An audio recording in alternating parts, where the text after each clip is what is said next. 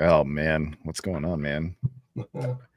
We were just Shane and I were just looking at the shows, and we haven't been on since mid-August, so Yeah, shit went sideways in mid-August. Just shit. Just shit. Yep. Really, it was just it was a 6-week hangover from MHF. Well, that's what we'll call it. MHF, right? Yeah. And we had really no plans tonight. It was just like we should do a show because it's been so long, and we had a free Monday. So tonight is technically the South County homebrew meeting, but yeah, I saw that text and I didn't think about it. I know I forgot about it too, but it's okay. Yeah. You bought us a bunch of beer to drink. I did. So Brian was like, let's just do something. We don't need a topic. Let's just drink beer and talk because it's been too long and I need to not drink beer. Yeah, I need to drink beer. And so I was like, what should we drink? I don't know. You want to give me points? So I just went to Siciliano's and I picked 6 random beers that looked good and then dropped a 6-pack off at his house. And so we've got a lineup of weird shit not weird shit. Some of it's weird, but just shit to dip into and bullshit for however long that happens. So it sucks because we can't say, what are you drinking? Because we're starting fresh, right? It's true. We are. Yeah, I have nothing in my glass right now. My my beautiful, freshly cleaned Stein from the Seeds Oktoberfest party. Yeah, I am super jealous about that, and I want to talk about that. So maybe you can tell me how that went. Yeah. But first, then we need to pick a beer. So if we're going to talk about Oktoberfest, I got 3 fest beers in this lineup. We got 3 fest beers that I picked up because of the mood I'm in. We got the fest beer from Transient, Sierra Nevada, and who's that brewery? Schilling. Okay. New Hampshire. I didn't even know that was a New Hampshire beer. And we got a dark lager because and then actually this one I was excited about. I did not know that Toppling Goliath started distributing in Michigan. So yeah, for a little while. My buddy Joel used to bring Toppling Goliath home with him because I think his ex used to live out that way. And he used to bring the Pseudo Sue, and I loved it. And I found the double dry hop Pseudo Sue. I haven't had this one, so yeah, that'll be awesome. And then we've got M43's raspberry. It's just like, I do want to try horrible. it. We'll see. All right, so what do you want to start with? Let's start with a fest beer. Let's not wreck our palates too quick. What was the New Hampshire Transient one? New Hampshire was the Gustaffa. Okay. Let me find it. I'm gonna mute myself while I dig through my fridge here real quick. Hold on. So I'll talk about this beer. So I just literally grabbed beer. There was no Michigan bullshit. It was just, let's grab some beer. So it is a Munich style festival lager, 5.8% alcohol fest beer. And I've never heard of Schilling Beer, but schillingbeer.com is their website. Schilling Beer Company from Littleton, New Hampshire. Got it. Perfect timing. A little commercials over. Gustaffa. Okay. Like G''SUFFA exclamation mark. Yeah. Exactly. Oh, Gustaffa. Yeah, there's no T. Okay. All right. Oh, Gustaffa. I don't know what that means. All right, Googling. So how the hell was Seeds? Yeah, so their VIP party started at noon, and then everybody else got to get in at 1. So we got in at 1 because we didn't do the VIP. We went to Beer Church first to grab some pizza for breakfast / lunch. And then it's like a 5-minute drive from there over to Seeds. We sort of made our own parking spot in the parking lot, like right by the entryway, the driveway to get in. That was probably one of the last like spots, even like if you're trying to like make your own, that was available.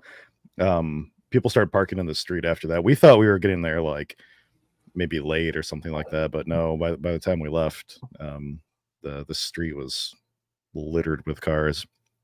But They had 2 bars on either side of their building. It was outside only. They didn't let anybody inside.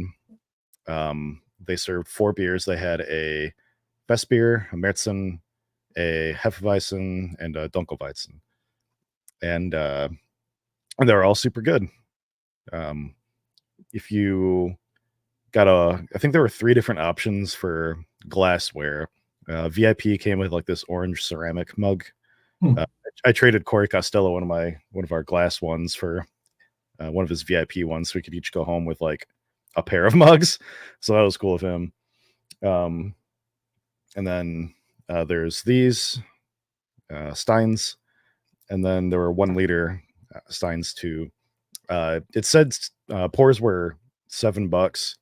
I was hoping that for the people that bought the 1 liter Steins that they would still get a full pour for $7, but it was not too. It was only half pours for them, but you could pay 14 for a full. Oh geez, okay. Yeah. Yeah, they had like pretzels, like huge pretzels, at both bars. They had a little food truck thing. I think they were doing like charcuterie or something. I don't even know. Well, we didn't end up getting anything to eat there. Yeah, it was a ton of fun. Hammerschlagen. Nice. You think you had it right the first time, I think. Yeah. Yeah, they had that. Whatever. So speaking of that, they were playing Cutthroat, which I had never played before. It was cool. So you get, 6 people or whatever around the log with the nails and stuff like that. Except the goal isn't to hit yours in first. It's to hit everybody else's in first and have yours be last. Really? Okay. So yeah, you're going for everybody else's nail. And I think once your nail is gone, you can't play anymore. So Cutthroat style. That was a lot of fun. And then we went to Watermark after that, and then Silver Spruce for dinner. Silver Harbor. Yeah. Silver Spruce is up in Traverse City, right? I think. Right. Yeah. But yeah, it was a good day. No, I'm super bummed to have missed that. I wanted to go. I saw the post, and I was like, damn. Just already had plans and shit going on. So. The beer at Seeds was good. I think that their beer on a normal day is better when they're like allowed to do their like slow pours and stuff like that. Yeah. But yeah, it was still really good. I still go to. So we went to Seeds for your birthday with a group of people, and that was still like one of my most favorite brewery experiences in my memory. In Michigan anyway. It was amazing. And I think they had 12 on tap that day, and I think I only made it through like 8, and I wanted to say I still dream about just going back there and just drinking their whole list. You got through 3/4 of it last time, right? Something like that. Failed. Yeah. So Gesuffe have you tried it actually German for to drink. Oh, okay. Well, there you go. It's a cheers. The Bavarian drinking cry basically translates to, so the Bavarian drinking cry is "On zwei, drei Gesuffe," which translates to, yeah, okay, 1, 2, 3, drink. Yeah, okay. So they were singing a song like that at the Oktoberfest party, so it's all coming full circle now. I mean, it's a tasty fest beer. It is. It really is. Like for just being some random like fest beer that you picked up at Megabit, this thing's pretty good. It's everything. So like I made the fest beer this summer, and I thought mine was a little sweet. And I get some residual sweetness off of this, not like mine. Like this is definitely a lot drier, but I was going to say this is so much more balanced. It's very crisp finish, but it's still got that malty. It's there, it, but it's not in your face like I think mine was. Yeah. I think I still got like a really high score with mine. This very much reminds me of mine downstairs, honestly, just because it's like, it's very well balanced and it's a little bitter. But it's still got a little bit of that, like that kind of bready, like melanoid-y sort of thing. Like even on the nose. Yep. Mm-hmm. Oh, it's going down really easy. Mm-hmm. This is like, I know we had a couple beers at Presidential a week ago. And this is the first beer I've had since then. Yeah. I just haven't been drinking lately, and I'm gonna fix that tonight. I don't know if I saw Kukuk pop in for a second, at least on Instagram. I don't know if he's still on or not, but they so we haven't talked about awards or anything like that like in a while either, like competitions and stuff. But I took a gold in the local or the Michigan only category at Michigan Mead Cup, and the prize I think was some sort of bucket of honey. And I just got an email from UPS earlier saying that Jeff Chase, I had a package coming from Jeff Chase. I'm assuming that's what it is, but I'm like, you guys didn't have to ship a whole freaking like bucket of honey. I would have gotten it from you at some point in time. Like, save your money. I think I told him that, but it's okay. I think it's from oh, go ahead. I was going to say you entered the strawberry mead in that. Well, yeah, okay. So I didn't win. We won. Oh, that was the gold? Yeah. Oh no, you won, dude. You didn't have to. That was just funny. I thought that I'm happy that you put that strawberry mead in, but that is yeah, that's awesome. So you and I won. You processed all of the Houston Husted strawberries. And, that's all I did was process strawberries. I used that honey from that guy over in Allegan. No, that's awesome. It turned out good. So hey, look, it's a strawberry. It took a gold. That's amazing. I think I called it strawberry charade in the comp. Yeah, to Shayna's chagrin, but it's okay. No, it was delicious. I'm glad you did that. That's awesome. But yeah. I'm gonna keep entering into comps until it see blood. Yeah, I think I have like half of like a mini keg left. So I'm shipping out to Mazer Cup this week. I'm shipping out to this fun little competition that Corey is going to be helping with called Storm Heron, where they just kind of like hedonistically judge mead in sort of a cutthroat, like face-to-face battle, and just pick one to go on and challenge the rest of the meads bracket style. And there's like cash prizes. It's free to enter. Was that I've seen the guy, the post that you sent us the other day as a possible club comp? No, but similar, I think, actually. Yeah, because I think that's the way they did it too. We can talk about that because I do want to do that as a competition. So no, I thought it was a really cool idea. Yeah, as I understand it, this homebrew club, they picked a style of beer. Everybody that wanted to enter the competition brewed the style, and on the day of the competition, they organized a bracket basically, and they would pick two random people, give them two beers to drink, hedonistically, and figure out which one was better. And they'd report back, and the bracket would go on and on until somebody won, basically. That's pretty cool. It's quick, probably. Yeah, I just think it sounds funner. Yeah. Than maybe some of the kind of people's choice. I think when we do the people's choice comps, it's interesting, like, but it's just people just milling around drinking beer and then voting for whoever they want. This, I think, would get more club club participation, and I think it sounds fun. I really am trying to think of like, hey, what's a good way that we can pull this off, like an early, January, February timeframe. And I don't want to mess with anything right now because we've got Keepers Cup coming up, but yeah, sounds really cool. It takes a little bit of the bias out too, maybe. I think with our club comps, everybody's name is sort of attached to their mead, in some of those things. So Yeah. Yeah, it'll be a lot of fun. So you brewing for Keeper's Cup? I'm not brewing, no. Okay. I will sample what I have brewed and see if there's something that I can leverage for Keeper's Cup, but I don't have time and capacity to brew right now. Yeah, that's all good. So yeah, we're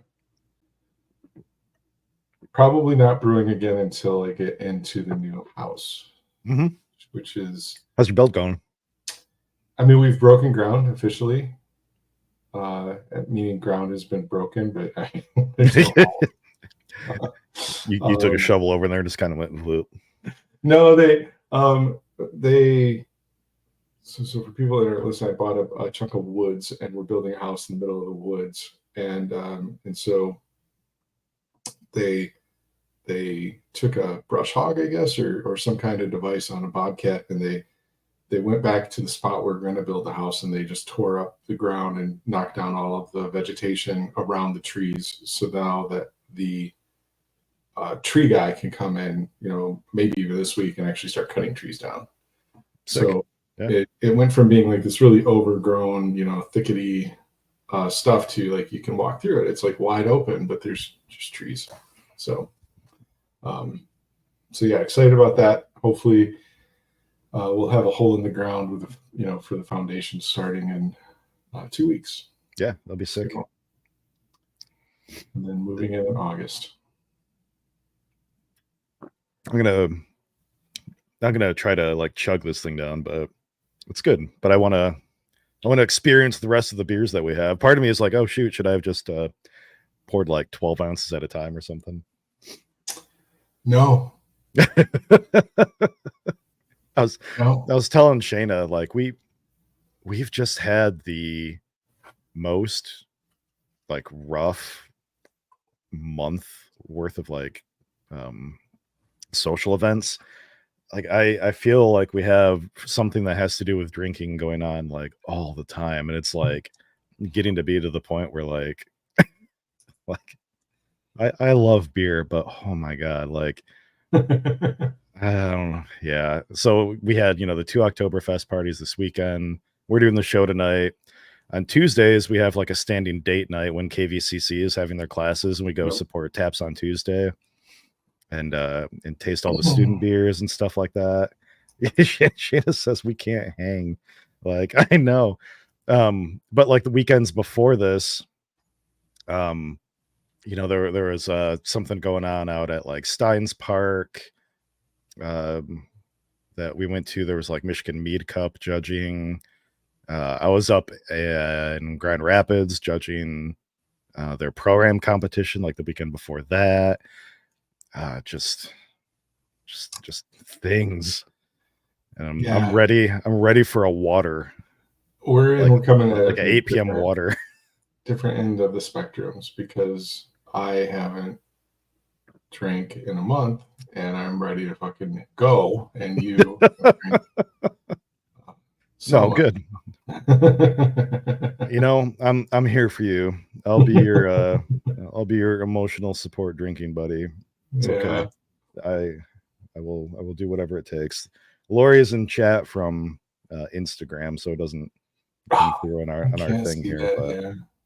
But hi, Lori. So we should shout out her competition. Since that's coming up tomorrow for the competition. Did you see that? No. Oh, I'm sorry. 2 different things. So Lori won a beer comp, and she gets to brew her beer with the brewery. Oh, sorry. I thought we were going in 2 different places. You're right. Yep. I wasn't talking about Winter Warmer. No. So tomorrow she is brewing her Belgian Dark Strong at City Goat Brewing Company, and this is from her Siciliano's win earlier this year. So that's super fucking awesome. Congrats, Lori. But then, yes, the competition that Lori and her club put on, which is Santa's Winter Warmer, sponsored by the Cass River Homebrew Club. Registration opens for that. I just had it open. I put the link in chat. What? Oh, It's already open. Yep. Oh, it is. Okay. 10-1. So already open. Closes. Looks like end of November. November 23rd. So Yes. I'm trying to decide what I want to brew for it. I'm thinking, well, I can't say it out loud. Lori's watching, so I don't want to spoil anything, but I have some ideas. And part of me thinks that I may end up making a 5-gallon batch of the thing that I want to make and just like dosing, not necessarily dosing, but just, manipulating like half a batch or something. Yeah. So that you get a winter warmer out of it, but not brewing a whole 5-gallon batch of winter warmers. Yeah. She says, you want one of those cool Santa medals. And I absolutely do. I'm a metal whore. I like cool, unique metals. So I will definitely take one of those. Well, I won't take one. I will try very hard to earn one. And Kukuk says this is the way. He is the master of manipulating small bits and pieces of his beers. He's the master of something, all right. I can't so I can say whatever the hell. So, Danny, were you listening when I was talking about Jeff Chase shipping me that honey? Like, you guys didn't have to do that. I know you're not like in charge of that, but go to Insta. You're gonna kill me. Man, this beer is really good. It is really good. It's going down really. It's going down really well. Hold on, let me get logged into Instagram so I can see. Well, so it doesn't work quite like that, I don't think. It doesn't show. Well, maybe. Post? So I'm streaming from my Instagram. Yep, it is. Really so wait. Yeah, if you go and look at my Instagram, you may be able to see it. Oh yeah, you just joined. He says I didn't drive back to pick it up, so that's how it goes apparently. I know you guys, if you guys knew that I won ahead of time, you should have just given me the little sneaky like, hey, heads up thing, and just kind of like walk the bucket of honey out to my car or something through the back door. Hopefully it wasn't that expensive. Jason's muted. You okay? What happened? No, it's because I can't mute the audio from Instagram. There's no mute. You can mute a tab, right? So right click on the tab. That's what I'm messing with. So I had like double audio going for a bit. Yeah. Right click the tab and then just mute site. It's like that on it's mute tab on Firefox and mute site on Chrome. No, it's because I can't mute the audio from Instagram. There's no mute. You can mute a tab, right? So right click on the tab. Finally got it. Did you get it? Okay. All right. We'll see if that comes through in the so yes, I can see Cook. There's I was just thinking about this. There's a distinct possibility that I have not edited the last episode, or maybe the last couple episodes, to actually put up like on the podcast. So I'm gonna have to look at that tomorrow. I mean, it's not like, yeah. So if you're a podcast listener, like the two of you that are, then we're 8 weeks behind or 10 weeks behind. Yeah, geez, sorry about that. I would say that we'll get back to regular shows, but I'm not. Fuck 2024. We'll see. Maybe. We still have ideas. I have been putting a lot of thoughts into, as we build out the new space. You and I talked about doing in person. Yeah, about doing in person, but having a better space with better sound dampening and audio, and I have my office, or I'm planning on my office, and I've started to look at things that I can buy and build into the room to give us like a space to do. Instead of between two ferns, we can be between two kegs. Yeah. Ooh. What's that look? No, man, that'd be cool. Like, because I am putting in a brewery now. I need to just get some like portable sound panels, and we just need to do it from my Right? Yeah. yeah. Yeah. I mean, you'll want your brewery to be sound dampened anyway, right? Like, Of course. Well, yeah, like you do, as you do. Yeah. I mean, it's already insulated well, and sure. I think it's time to open another beer. Which one are we going to next? I'm okay. You're about there with me. Okay. I kind of want to open the M43. I have not had a flavored M43 since Jake Losey stopped doing his what did he call those Friday parties at his house? New Beer Friday. Yeah. New Beer Friday. Yep. So people occasionally used to bring strawberry M43 there, and I did not care for it. But that was the place where I used to be able to try it, I feel like. So the funny thing here is, and I don't mean, I'm going to tell the story because I really don't care. I don't think we'll ever have Travis or anybody from Old Nation on, but and I'm not going to name names, but I had I have contacts at the distributor that used to do Old Nation. Okay. And I remember, and there's a big story that was told by multiple people where they were trying to convince Old Nation to do a flavor variant that ultimately resulted in being strawberry.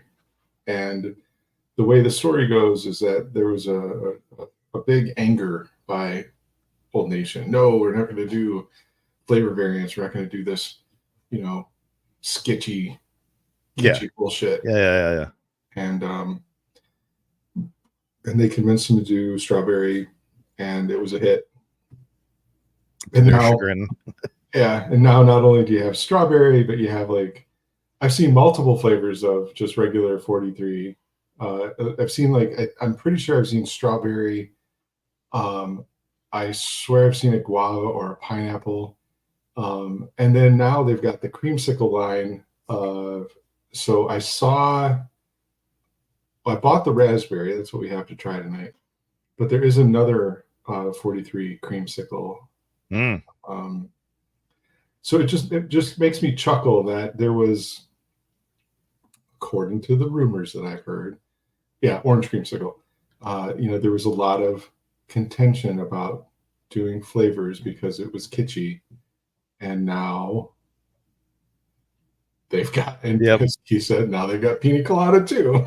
Lori says pineapple, she thinks in Instagram chat. Yes. I've seen the pineapple. I know there's strawberry. I really thought there was another regular 43 flavor, but the creamsicles, yeah.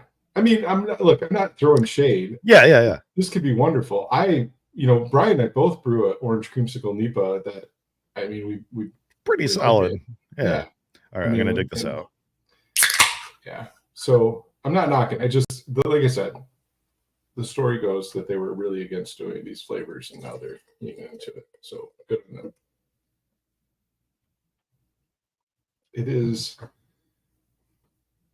not as milkshakey as I would expect it to be. It smells fantastic.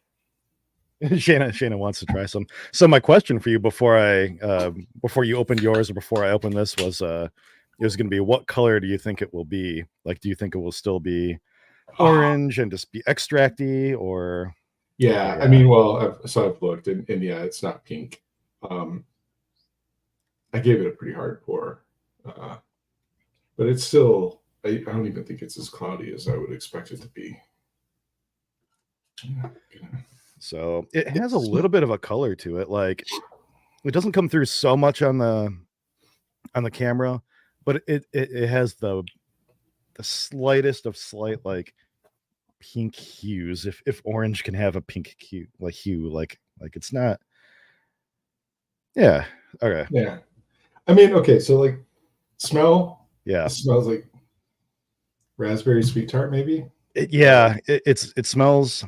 It doesn't have fruity. that artificial, sort of extracty, top note that you get in the aroma sometimes, but it doesn't smell like fresh.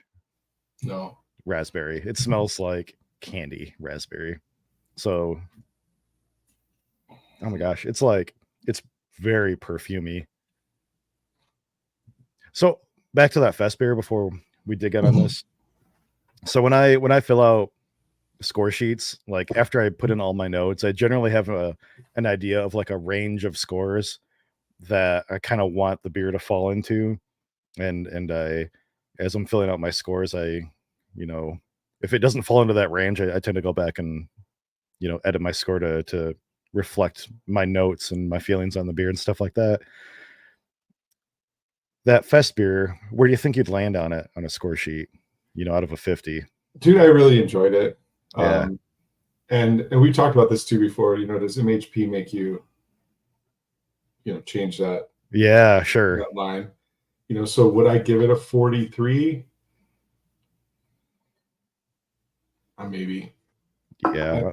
I mean, I'd be at 40 even easy.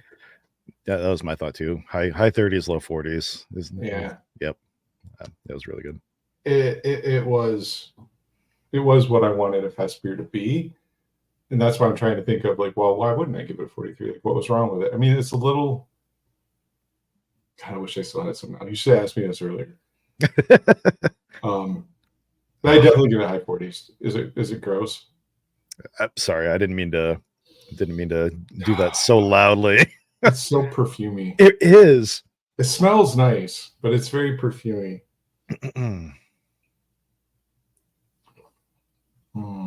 Laura's on Facebook now. Shayna's behind me shaking her head. No, that's a big nope. Yeah. Oh, it's like there's really, it's weird. There's no raspberry flavor. It's really thin and it's very hop forward. And it almost feels like the hops and the raspberries are fighting for each other. There's no milkshake. The raspberry's all top note. Yeah. It's like. But I feel like it's got this discordant bitterness to it. A creamy twist on our beloved M43 recipe. Raspberry creamsicle M43 is lactose free and bursting with fruity goodness from the addition of premium natural raspberry and vanilla flavors. It does say natural. I feel like they're fighting the hops. Yeah. And I should have read that it was lactose free. That's interesting. Hats off to him for trying to do that. My second sip was better than my first. I think I managed to pour it back in the can. I'll drink it in the can. You did pour it back into the can? Without spilling? I did. Dang. No, it tastes like all honesty, the raspberry and the hops make it really taste overly medicinal. And I know, Lori says raspberry is a hard flavor. The majority of my fruit beers, and in my back in my days when I was a metal whore like Brian, and I say that with all the love, I won a lot of medals with raspberry beers. You did. And I don't know. I don't want to knock too much on it because I'm just reading it, but it I know it says natural flavor. I would still feel there's still chemicaliness and a perfuminess that doesn't really come from raspberries, so I don't know where that's coming from. The more I drink this, I don't want to say it's like growing on me. Like I wouldn't buy another can of this, but I don't think I'll have a problem finishing this glass, honestly. Like it was just the initial hit, the first hit was a little much, but the more I drink it, like I'm getting that raspberry flavor. I'm like, okay, there's raspberry, and then these hops come in like a Mack truck, and they're like, "Fuck you, raspberry." Yeah, they don't complement each other. I'm not going to finish it because I think we should move on to another beer. If you're going to, no, I put it back in the can. I'm not going to waste my. I'm not going to waste my capacity. Okay, well, that was my choice. of beer. So I guess you get to pick the next one out of these. Well, I feel like so. Let's out go of the into selection. pseudo sue because I Oh feel like man, I need yeah. a big hoppy that's supposed to be big hoppy. I don't know. Maybe that's it. I like fruit beers, and if you're gonna, your label's red, you're raspberry. Be raspberry. Don't maybe. I don't know. The Agreed. strawberry. I'll go back because I'm looking at Lori's comments. The strawberry M43 was good. I will give it that. Like I enjoyed the OG strawberry 43. Shayna's coming in for the Sue. Pseudo Sue. She says you owe me after that. So regular Pseudo Sue was just a really delicious Citra IPA. So Toppling Goliath out of Iowa. Yeah. Yeah. It was just super like citrusy and bright. That's funny. It actually said refreshing taste that's bright. I'm not reading the can. Anyway, I really used to love Pseudo Sue. It was a very, very good IPA. So the double dry hop, hopefully. I'm sorry, I keep calling it IPA. It's not an IPA, it's pale ale. Listen, I mean, I don't know anybody that would drink Pseudo Sue or drink this beer and call it a pale ale. Like, it's marketing, whatever at this point. Like, look at this beer. Yeah. And like, you drink this beer, it's a fucking. I just slurped the foam off the top, and I feel like I got like a Citra hop pellet in my mouth, and not in a bad way. Like, I should have rinsed my glass a little bit better. I still have some like M43, like on the rim, I think. But oh man, yeah, that's really good. No, that's so good. Yeah, that's just so bright. I know it's been so long since I've had a regular Pseudo Sue, so I can't tell you what I think the difference is with the double dry hop and what it did to it. But yeah, Shakespeare's used to have it on tap. They may still. But surprisingly, I didn't. So not trying to knock anything there. I just bought these beers. I didn't look at the price of these beers. Yeah. I would not pay this for. I love this beer. This is great, but this is not worth what they're charging for it. Oh wow, yeah, okay. I mean, that's a $22 4-pack, right? Yeah, I was just talking about that with other people the other day, like how outrageous the like 4-pack prices are starting to become, and honestly, it's becoming significantly cheaper. And I've been doing this a lot more. I've been buying 4-packs like right from just my local breweries now. If I'm not drinking my own homebrew, like One Well had a like 9% double IPA on for a while called shoot, I don't remember the name of it. Shane will chime in and chat in a little bit. Slim Gorilla, and it was $12 a 4-pack for a really good 9% double IPA. Like, come on. I think it was 14 before Mug Club discount. So even 14 is fine, but $12, I mean, dang. So look, I already shit on Old Nation and they're in Michigan, and I shouldn't have done that, but whatever. So Toppling Goliath out of Iowa, $5.50 a can. Well, so this is the Siciliano's price. It's probably still, I mean, that's pretty. I don't know. I mean, for an individual can, I bet the 4-pack is probably closer to like, you might be right. The 4-pack may still be $16 to $18. I feel like they don't. I don't know. I'll check and ask Dan, but I feel like they don't mark up too much on their individuals. Yeah. Okay. It's Siciliano's. You can literally go in and break down any 6-pack or 4-pack you see on the shelf. You just pull it. Oh, okay. Dang, I didn't know that. Yeah, if you don't see it in the case in the single, you can just walk up to the shelf and just grab one. Man, I love that store.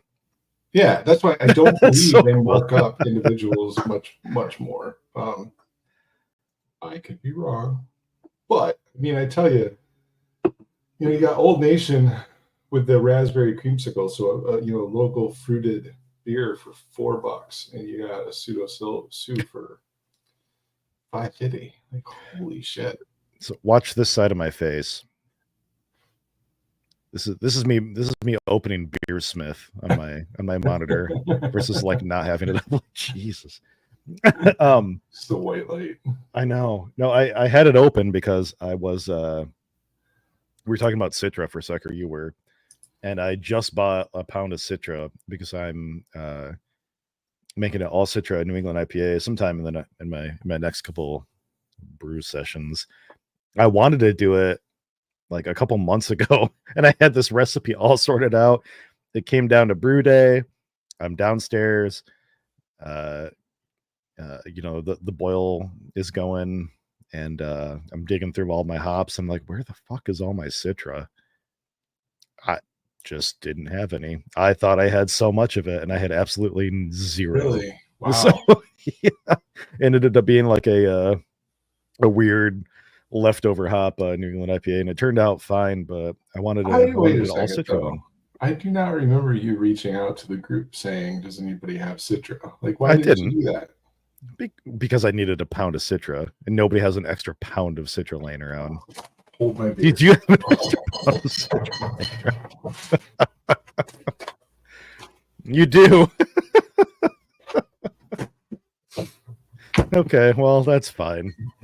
Well, so I wouldn't have been able to get it in time anyway, probably. Like my boil was going. Like I needed it all for like Whirlpool and stuff, so I would have had like an hour for somebody to get it to me. I would have been like, honey, I gotta go. Brian needs pound of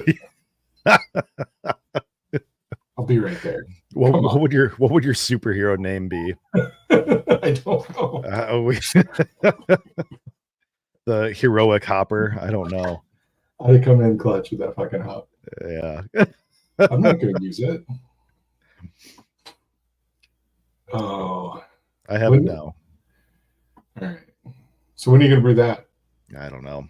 I may brew tomorrow. I'm not sure. I made up a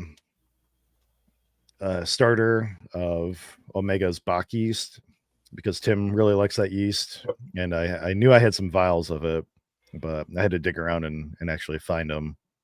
I think for some reason I didn't date them, and so I have no idea how old they are. It took probably about 3 days for the starter to finish, from being stepped up from a little small vial. But sure. I'm going to use it for either. So I bought from Hopcraft Supply. It was awesome. Go find Hopcraft. Go buy their shit. Let's see here. Stuff for a Schwarzbier, a Dortmunder, and the all Citra IPA. So I'm either going to do the Dort or the Schwarzbier. I'm probably going to do the Dort. Right on. Yeah, so maybe tomorrow. I'm going to use I bought for the first time. I've never used this. I went searching for Dortmunder recipes because I didn't really like the last one that I made all that much. And I stumbled across somebody that linked to 3 Dortmunder recipes on like a German like homebrewing like forum.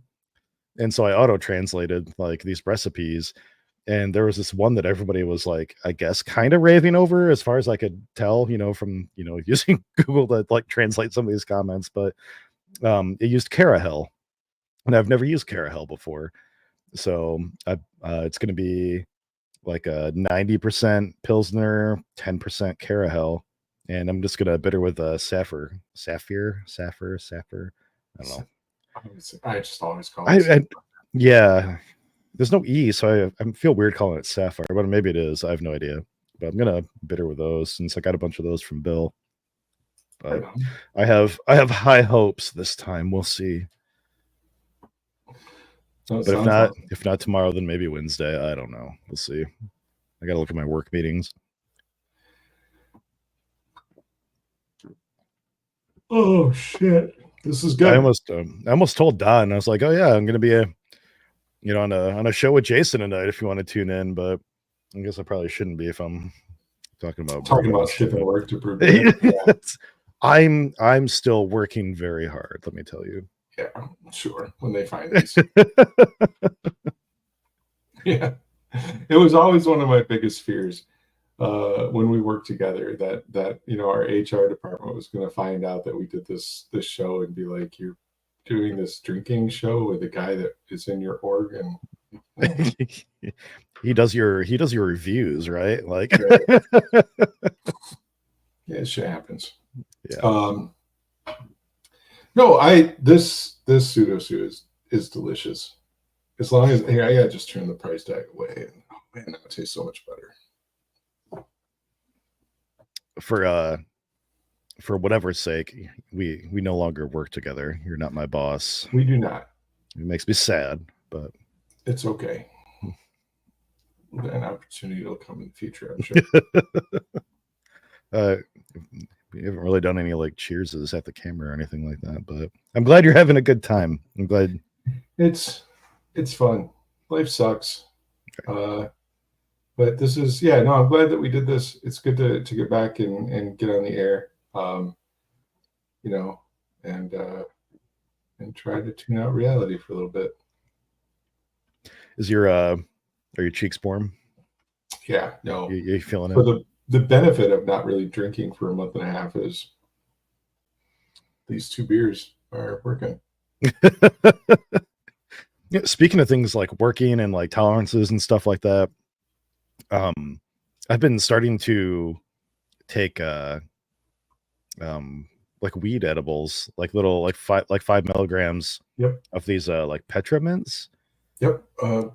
Some right here somewhere. Yeah, like right I would say maybe half an hour before I'm about to go to bed.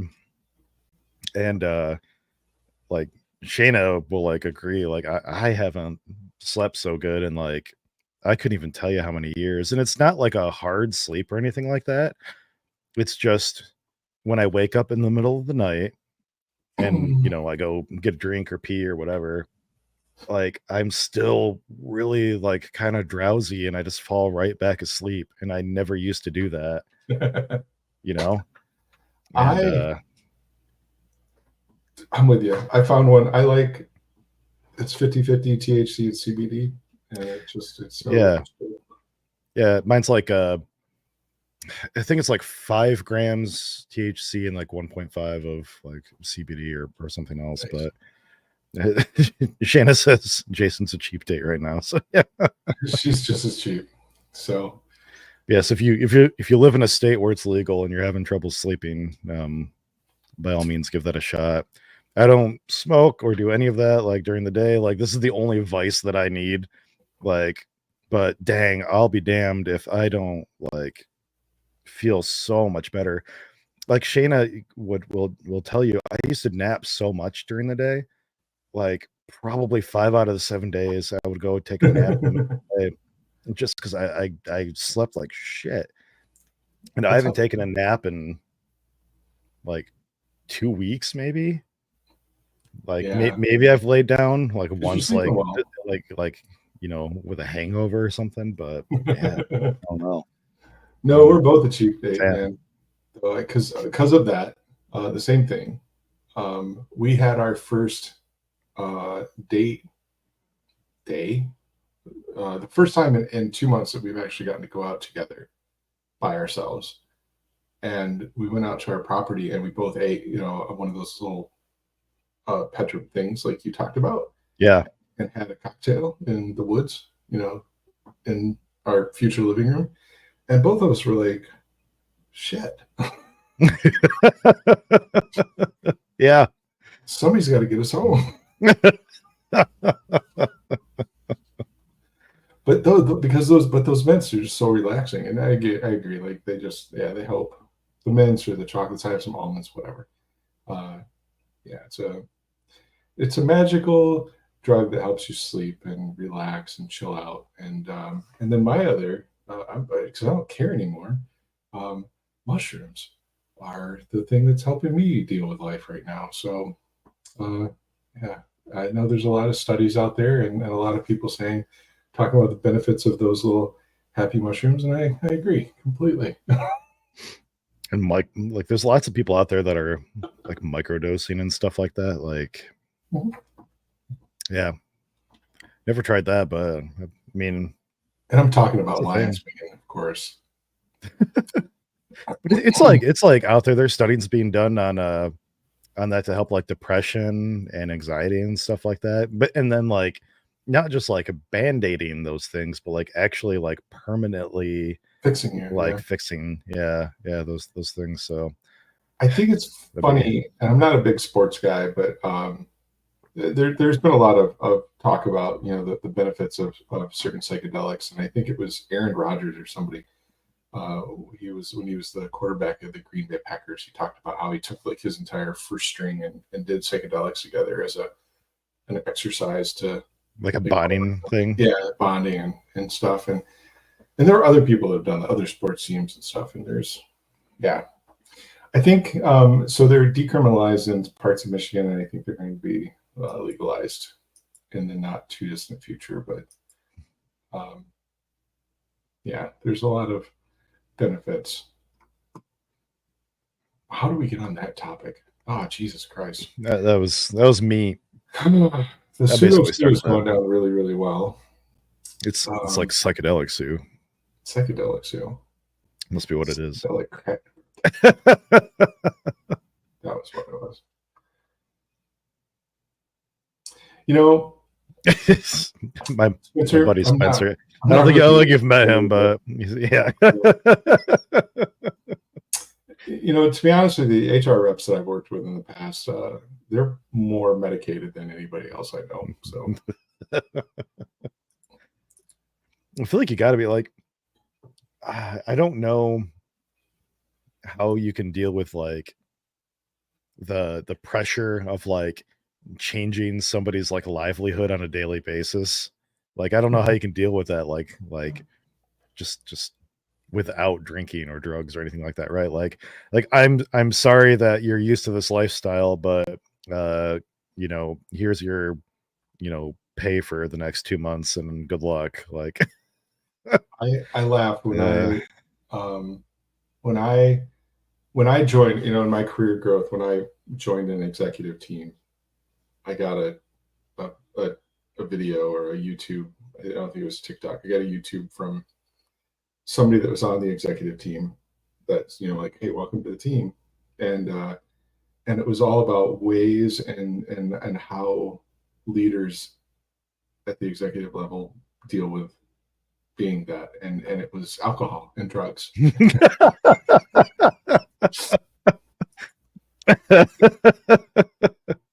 It's like the top 5 things that you need to do in order to be a successful executive leader, and it was drink excessively, over medicate, actually have no clue what the fuck you're doing, but be able to bullshit your way through it. So yeah, that is a skill. I mean having a decent alcohol, it sounds terrible, but having an alcohol tolerance is a networking skill. sure. And it sounds terrible, but like at least in Michigan, we drink socially a lot. I don't know how other states work, but it's for sure a Michigan thing. And It's not. okay. but yeah, going out and understanding your limits, Mm-hmm. and being able to function while drinking, yeah, it's a useful skill to have. I remember the very first out of state trip that I had, a business trip. It was when I still worked at KSS, and the software that we used for managing our inventory and stuff, it was called Step One. And they flew us out. They didn't fly us out. We flew down to Florida for like a event that they put on for their software, where they would teach classes and they would have Q&As and stuff like that. But they had a open bar, like 501 type thing at the hotel the night before the event started.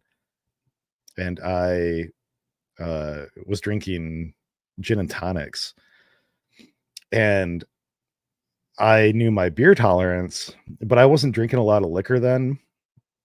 And I like went back to my hotel room, like did not wake up until an hour after like the conferences started. Like my boss was texting me, like asking in how my first like session went, because we were going to different sessions and stuff like that. And just I had the worst hangover, and like but apparently that's a thing. Yeah. Like everybody's first business trip, when the tab isn't on you, like everybody's very first one, they go overboard. I've had this discussion with so many people, and I think it's just like one of those phenomenon. Like, Yeah, no, I mean, yeah, it goes back to like I remember one of my big ones.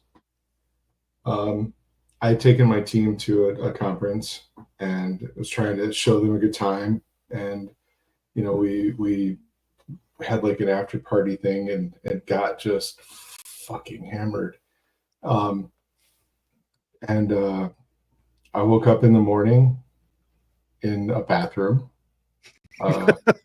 in the floor of a bathroom. I had an interview, like I was being interviewed for a magazine at. Not in the bathroom. No, not in a bathroom, but like I woke up and I'm like, in a half hour, I'm supposed to be composed, dressed, and answering questions of this news person downstairs. So I cleaned myself up, got everything ready. I got off the elevator. One of my guys was standing there with a cup of like espresso, like not a shot of espresso, a fucking cup of it. Jesus. Because I didn't even call him. Like, I don't know, how did you know? And I think he was on his way up to my room to try to get me. And I made it through that interview. And then I remember telling everybody else after, like, how fucked up I was. And they're like, and you're doing your job. You did it, and you still got shit done. And that's not something I'm proud of, but it is what it was. So I'm proud of you. It happens. The biggest mystery of that night is in the vomit in the bathroom that I found myself in. There were blueberries, and I don't remember eating blueberries the night before. So I still don't know where they came from. Okay. But met these lovely people from Ireland, lovely ladies who worked on the platform that we worked on, the same one that you do. And I think I committed to them to like rebuild their routing or some shit. I don't know. Thankfully, they never called me on They've never heard from them again. Yeah. No. That was also the same week that I got drunk with, what's that band? Hey Jealousy. Oh. Yeah. I couldn't put the name on it, but I know who you're referring to. I didn't even know who they were, but we were saying the same thing, and I'm getting like wasted. Gin Blossoms. Yeah. They were playing the concert. They were the closing ceremony act for the conference that I was at. I wonder if Shayna knows that. I've heard the story. Yeah, Shayna just said Gin Blossoms. Yep. That's funny. Yep. I have heard that story, but I don't know if Shayna has. Oh yeah, no, I was like sitting on stage with Gin Blossoms. Here, let me see how bad I can make this. I don't give a shit. I mean, I'm not bragging, but I don't even know who the fuck their music is. But I think Antonio was he there, because he's shown me pictures of that concert too. He was there. Yeah, I've seen those pictures from Antonio's phone. Yep. Yep.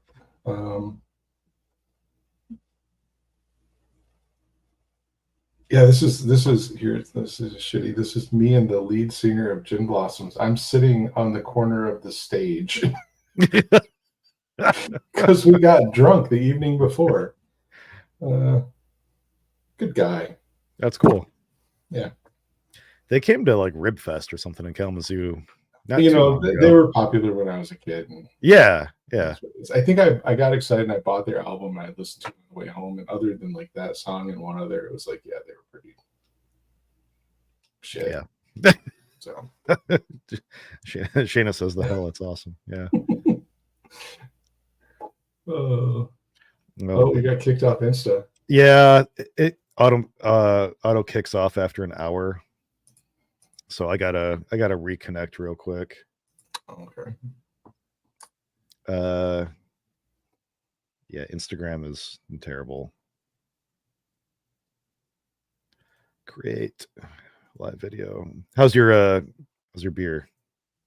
It almost done. I'm looking at the next one. So it's like, do we go Arbor for the dark lager or back to one of the fest beers from Transient or Sierra? Let's do the Sierra. You guys talked about that the other day, right? Like, I'm not a big Sierra Nevada drinker, but I think you was it in the group chat? Was this a Costco buy? Jordan was saying to us maybe a couple weeks ago. We should be live on Instagram again. If people are nobody's tuning back in, and it's fine. That he thought it was like maybe a little bit too bitter or something. But I think I had one at Mark's house. Okay. And I thought it was like pretty solid, but we were drinking a bunch of other stuff, so yeah, I'll do it. I gotta finish this though. The Sioux. The pseudo Sioux, I mean, even as we go, like it's still so punchy. All right, so right.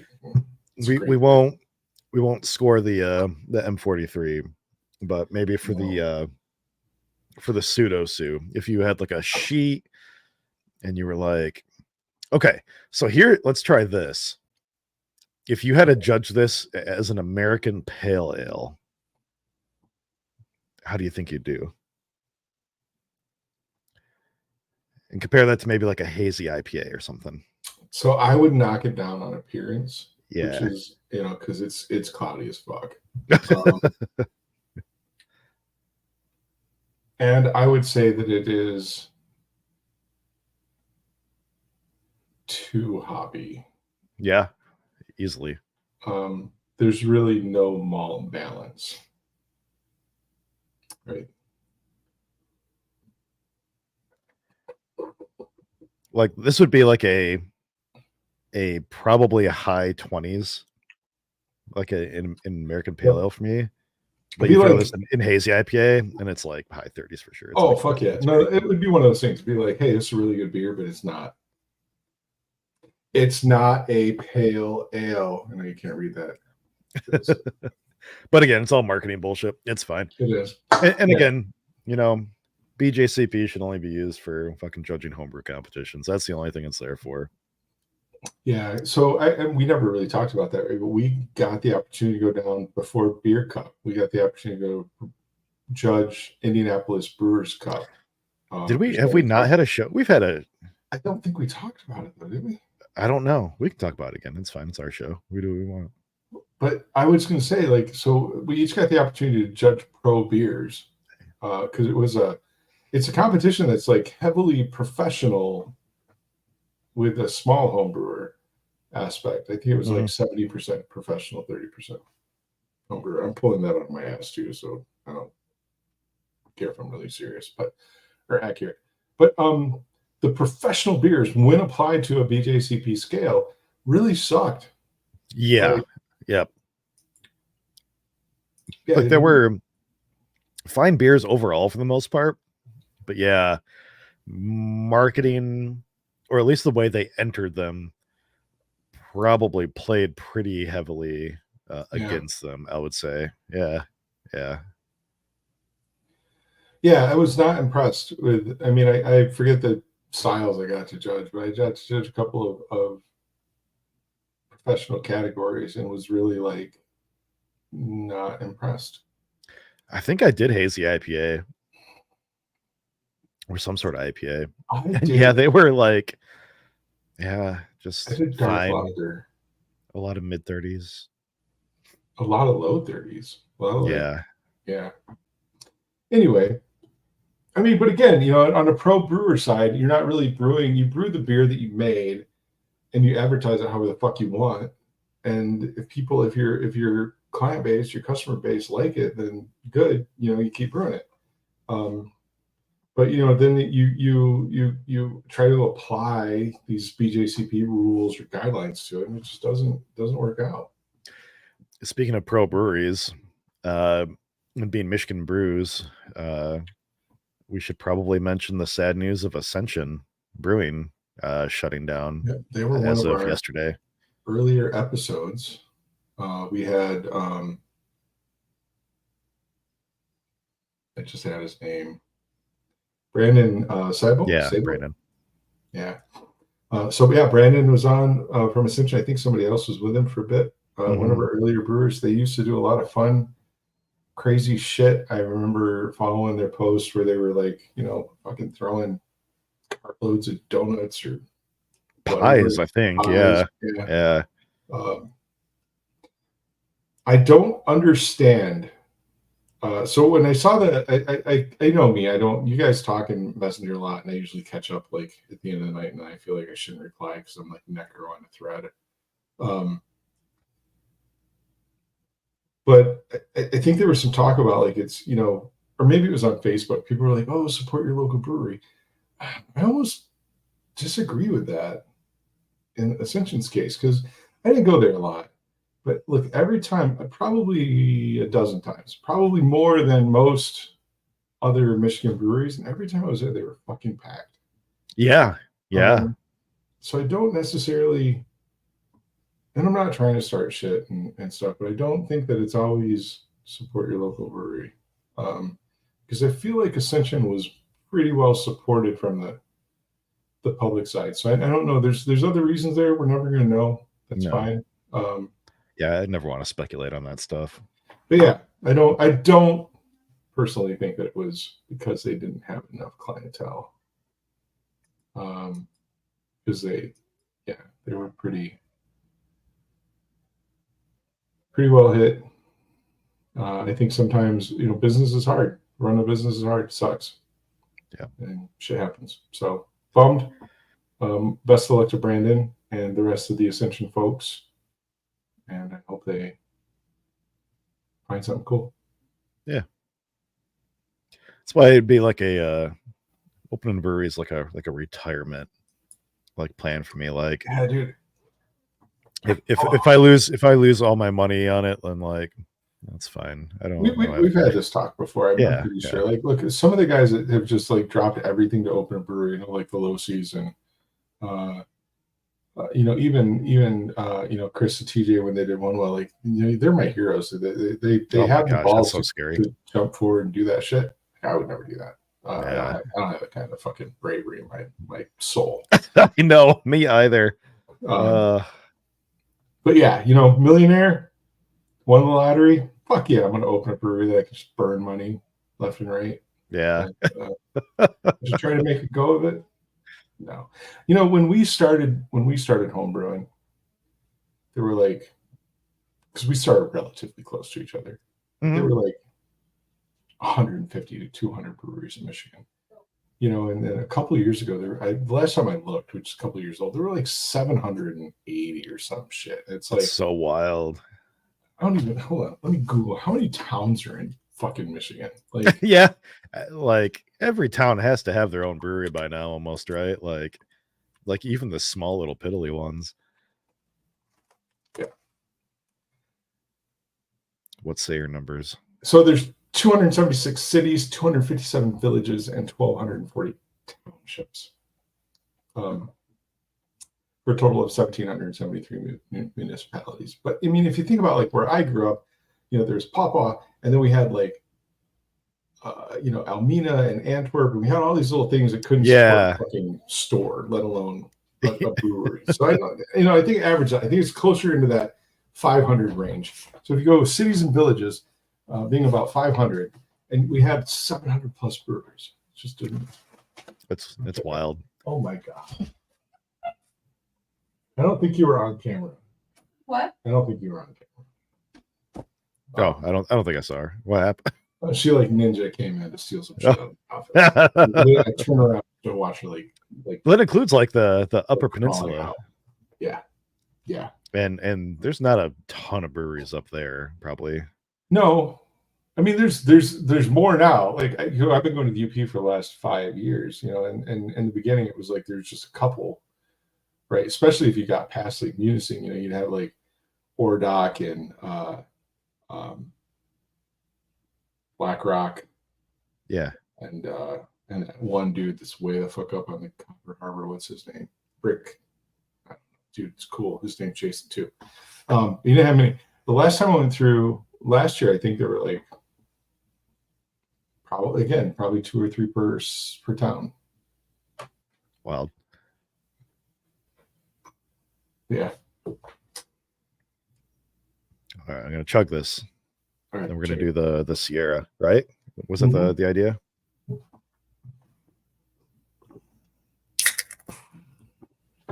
Yeah. I'm gonna mute myself while I dig that out. Hold on.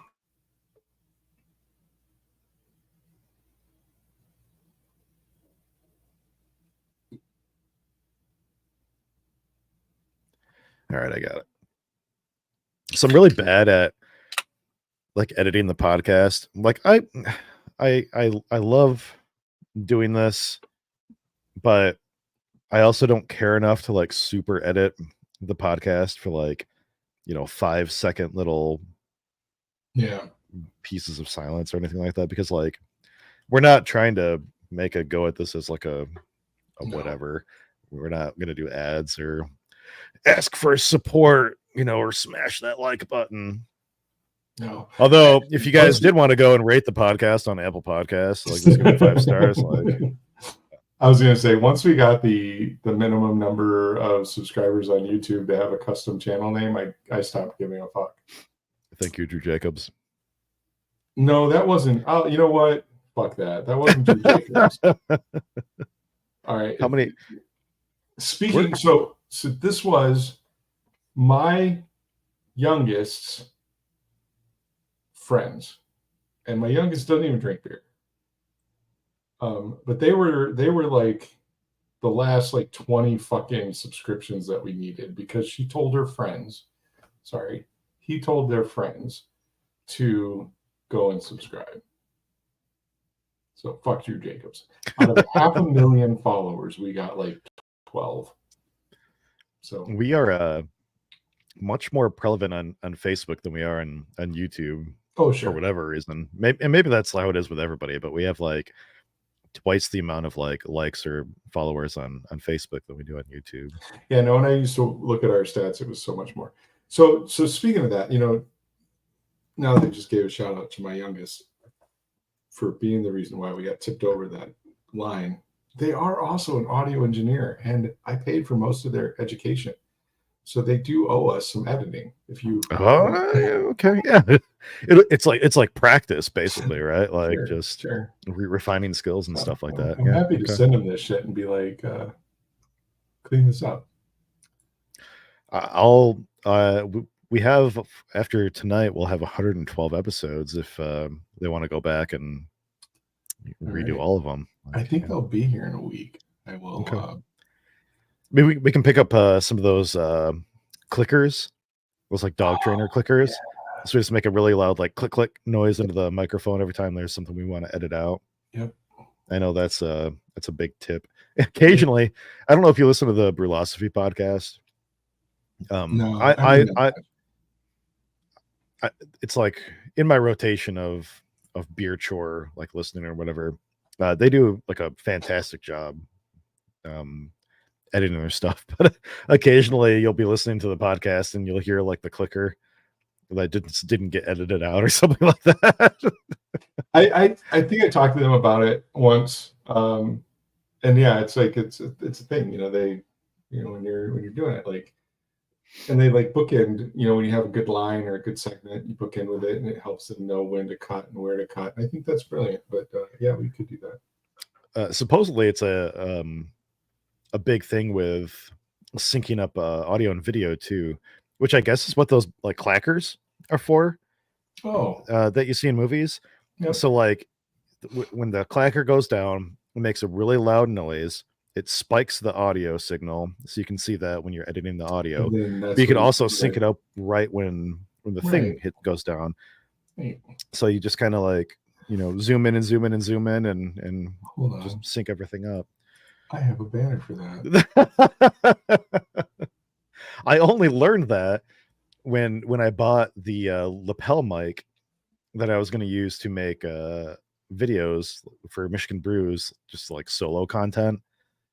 And I was like, okay, but if I'm doing my audio and my videos separately, then how do I how do I edit them together? And like I went down this whole freaking like rabbit hole. Yeah. So my buddy Spencer went down to he graduated from what's that school? It was in Florida.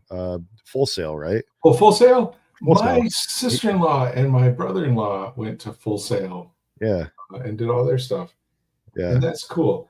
I paid for Michigan Tech for my kid. I think that cost 5 times more than Full Sail. And how's that working for you, Spencer? I think he's a programmer now. He's like a front end like React developer or something like that. That's awesome.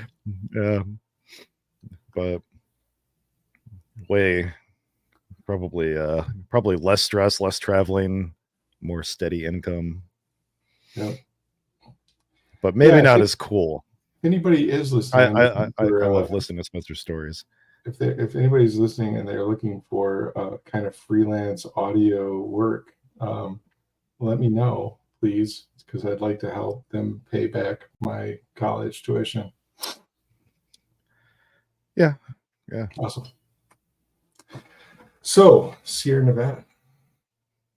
He says I still smell like a carny. This is good. This is more bitter than the Gasuffa, But for sure. So good. I do I like it more? My glass still smells like fucking raspberry. I think I like this more. It's not quite as traditional, I don't think. Like, I think the Gasuffa tastes more like what I would call a traditional like fest beer, and this is more bitter, lighter bodied, not quite as like melanoid-y. That's more what I want, but drinkable. Yeah. Like poundable, if you will. All right, so you got to talk amongst yourself for a minute. I'll be right back. Yeah. No, you're good. Oh God, I didn't need the big cam. All right, Shanna's gonna come grab some of this real quick. No, I'm okay. Do you want some of this? It's fine. It's good.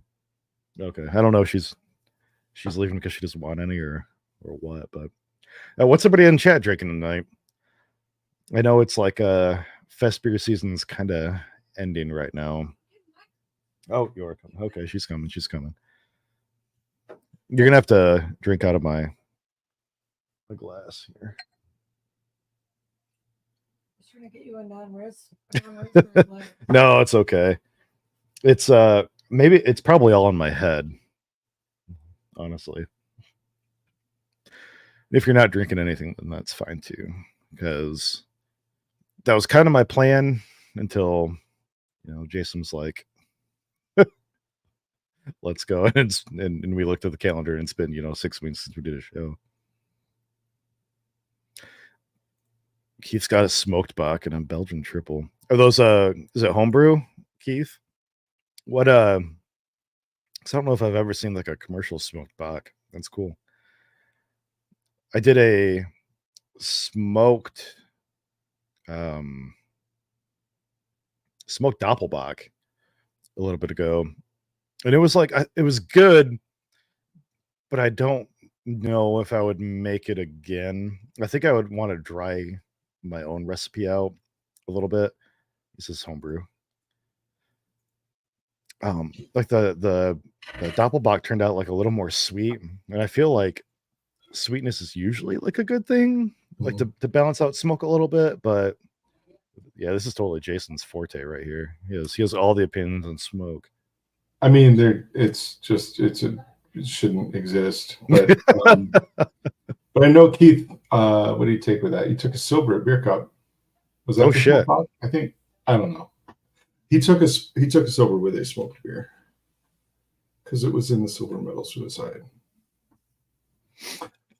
And that beer that's right. Is Lori still on? third. I don't know. We'll see. Okay. Because I thought about your goal. See, Keith, I'm sorry. No. So the way the story goes is Wait, you took away his gold. What happened? I didn't take away any gold. He's a lying motherfucker. No, we're pouring best of show beers out.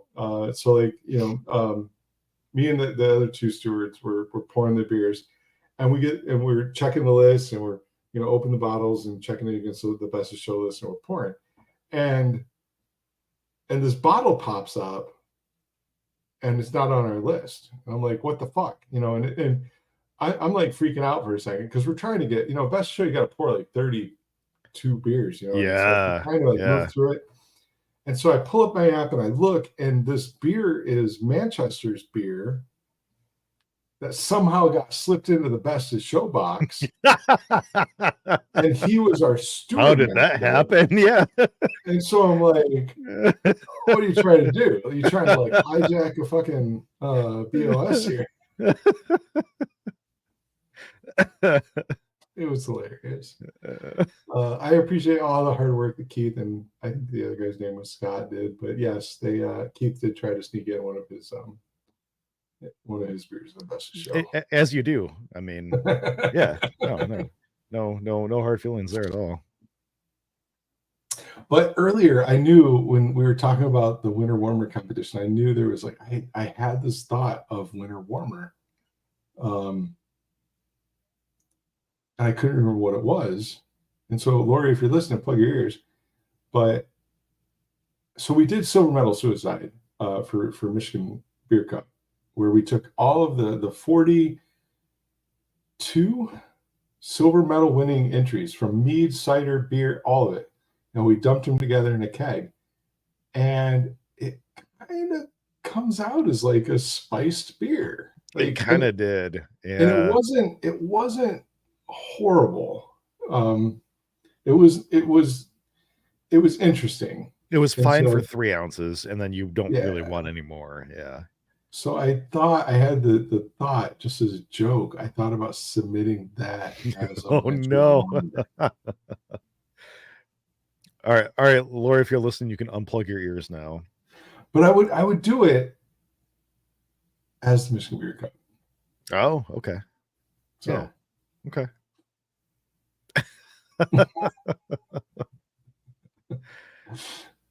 So she's not responding in chat, so I don't know if she'll come back to this or not. But I think that I want to do. So I've done this before for the Bell's homebrew competition, but I want to do some sort of like spiced wee heavy. Okay. I haven't decided how I want to do it yet, but I want to do like a wee heavy with something. And I do have ideas in my head. I'm not gonna, in case she does come back and listen to the remainder of the show, I'm not gonna put it out there too much. But you should talk to Gerald. Gerald's wee heavy is delicious. Yeah, no, it is. I took his tips honestly, and for making like Scottish beer in general, and I made a like Scottish heavy or something like that, like right at the beginning of the year, and I entered it into a bunch of competitions, and still it is in terms of like medaling, it still has the highest medal rate out of any beer that I've entered into any competition so far this year. Like it's like 72% or something like that. Really? That's awesome. There's like one competition it didn't medal in, and so I think Gerald's got it down. He's got the tips. In the years that I got him to enter Keeper's Cup, I think it's come in like second place like 2 or 3 times, and I'm always bummed when it gets bumped off. It's such a solid fucking beer. What is Gerald's? Oh yeah, yep. Yeah, it's really fucking good. We haven't seen him in a while. Hopefully, cool. So stay out of my category. I got a pop bottle ready to go. Yeah, okay. Oh no, are you? Oh, maybe we're thinking Scottish together. We'll see. No. But no, this year in Nevada, I'm jumping back in time before I had to step away because I heard something. Great minds, Danny. Great minds. I think I like the bitterness of in the fest beer. Like, I don't know, it makes it more drinkable. Yes, 100%. But it's not like a harsh bitterness. It's not even that much more than the Gasefa, but it's enough with the malt, like kind of. I know it sounds like cheesy or whatever, but the malt backbone that's in this beer, where for being probably as cheap as it is, I don't know how much a 6-pack of this stuff is, but it is a lovely value, probably. I can't believe that it's here in Nevada. It's got to be. The first 6-pack, it's got to still be down under probably $10. Yeah, no, that'd be my guess too. Well, congrats to Matt, Mead, and Danny though, for ranking up to Grandmaster 4 in the Master Homebrewer program last month, I think. Yeah. Oh, nice. So he beats you to GM 3 and a 4. How far away are you from 4? I'm 1 away. Oh, as you do. You didn't make any stupid bets on this one, did you? We did not. He wanted to. Good, Danny. No. And I'm like, I don't think I'm going to be able to win anymore. And Matt Mead too. Yeah, he's been entering into all sorts of comps. That guy is just such a good brewer. That Mead went from like 0 to 60 in no time, though, right? Like, yeah, it was all a matter of so the Master Homebrewer program has like minimum like category requirements and stuff like that too. So as soon as he started meeting a couple of those like intermediate like requirements, like he had a lot of the 43s that he needed, but a lot of them were just like in mead and cider. So as soon as he hit just like a couple of the beer ones, he just went whoop. It's awesome. Yeah. Keeper stuff too. Tim Wickland this weekend won 3 medals. He won a silver and a bronze in Bricktoberfest, and then a silver in I think it was called like the Big Muddy like homebrew competition. I gotta look at this. Yeah, big muddy monster. Yeah. So we I'll link this in our chat just because I think it's fun. I keep track of every single Keepers of Craft medal that I know of on our website. Do that. Yeah. And so like best of show, well, the scores are listed in the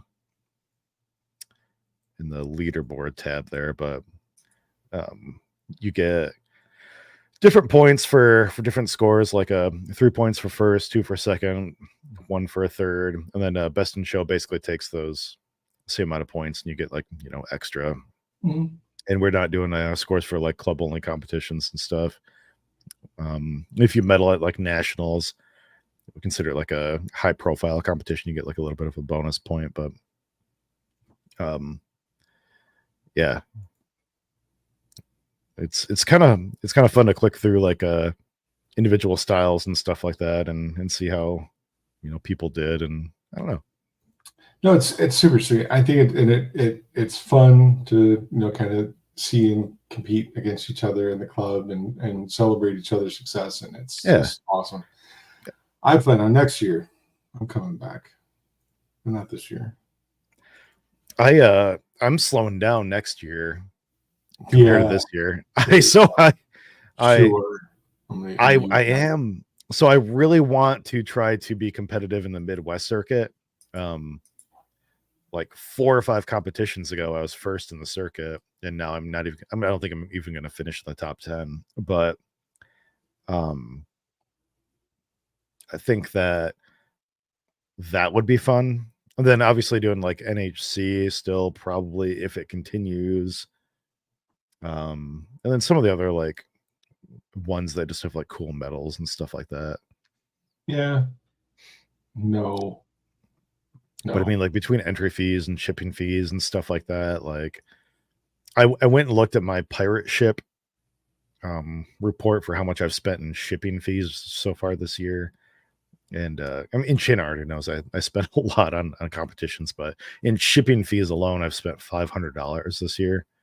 You know, it's just like, what else can I do with that money? And if that's why you work the pole on the weekend. So.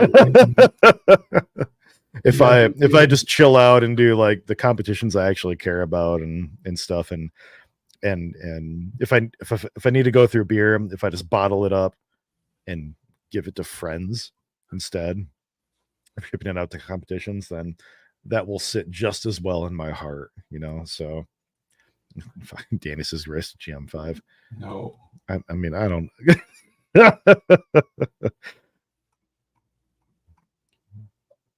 Depends on what's on the line.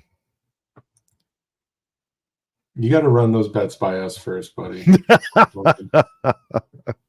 I could race if it's not like a keepers thing on the line, right? I'm like saying, I still think as your social support group, you should still run your shit by us. That's fair. I'm waiting for Shane just to like sneak like into the corner of the office. I keep turning around just to look, but I'm gonna have to like watch my camera. I like this a lot. What's our next beer after this? This was only a short can. It was a 12-ounce guy, right? Oh shit!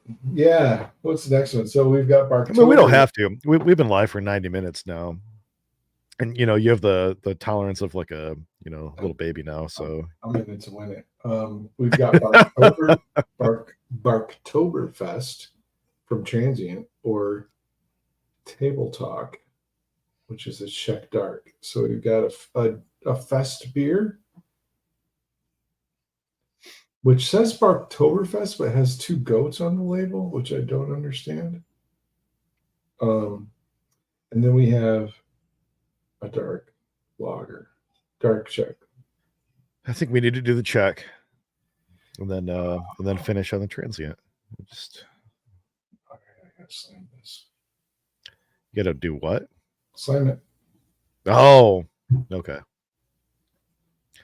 So I think I mentioned this. Oh, you are slamming it. Before we started the show, but Shayna is adamant that beer tastes better out of a pineapple glass. I think it does. Everything does. Pineapple for the win. We first saw those during our. Was that during the ball crawl? Ball crawl, yes. So we did we were with a group of people that were going from venue to venue in downtown Kalamazoo, specifically trying balls. It was just us, wasn't it? It wasn't a group of people. It was just you, me, Shannon, maybe. Yeah. So we tried rice balls at one place. We tried like these little ham and cheese croquette balls at another place. We tried little spicy cheese balls somewhere else. And that wasn't the point when we started out the morning, but we just started to notice a trend. But right? We found out that every place we go, we ordered balls, and we were going from venue to venue in Kalamazoo eating balls. So we did call it. I think it was a Sunday morning ball crawl. Yeah. But we were having cocktails and drinks, and shout out to the principal. Yeah, for having their roll for drinks. That was cool. Which is super fucking fun. but I think they had no balls at Principal. No. Um, but yeah, anyway, we wound up at Jungle Bird, which is no more. I think it's been rebranded to something else. I don't know. It's what. like a Greek restaurant now, I think. Okay. I believe it's the same owner, same staff. They just rebranded. Something like that. But anyway, Jungle Bird was a tiki bar where we had the ham and cheese croquette balls. And they serve their drinks out of pineapple glasses. Yep. This Yeah. exact pineapple glass. And it was so fun that I bought a set of, I found and bought a set of pineapple glasses and then shared it with. We now have 2 of the 4. Yeah, and that's the first place that I ever tried a pickle shot too. That's right. They gave us. I had spicy pickle shot. We tried on the both rocks. of them. Yeah. Yep. Pickle shot. So I was very preaching good. the love of the spicy pickle shot. Or I mean of the pickle shot. And then they had spicy and she let us try that too. And it has a kick. So Like, good. I think I have some of that in my fridge now. Actually, I don't think we've been drinking that as often as we need to. I have, well, because people started to figure out that I liked pickle shots, I got like, so it's weird. Like if you go, I mean, I have a little mini liquor cabinet here, liquor display here. And I think it's comprises of like 3 bottles of various gins and then like 5 bottles of pickle shots because people keep buying it for me. Because so like at beer camp, not this year, but last year at beer camp, I actually took pickle shots. I bought 5 fists of pickle shots and cut it 50-50 with water, and I made pickle seltzer. Oh yes, and it was amazing. It was super fucking good, and everybody loved it. And then like throughout the year, I started getting pickle shots. I wouldn't go that far. It was divisive. The people that didn't love it can fuck off. And then this year, I didn't. I was like talking to my buddy Kevin Penn. Knows Kevin, Chef Kevin. I was like, I don't want to buy $100 with pickle shots and make this again. But Kevin, being the chef that he is, with his access to like restaurant fucking amounts of pickles, infused his own vodka with pickle, with dill from his own garden, I think. Yeah. And then he got like 5 gallons of fucking pickle brine or whatever, and made a whole keg of just one of the most amazing pickle seltzers ever. It was great. I might even have that still. I think he sent the keg home with me. God, I'm gonna have to find that. Maybe that's my winter warmer. There you go. Fuck yeah, Lori. a like Bloody Mary pickle something like. Could you imagine being mild? A judge getting a fucking cinnamon brown ale and just getting nothing but a shot of vodka and pickle brine? What a dick move that would be. I'll never do that, but I will laugh about it. Yes. Oh man.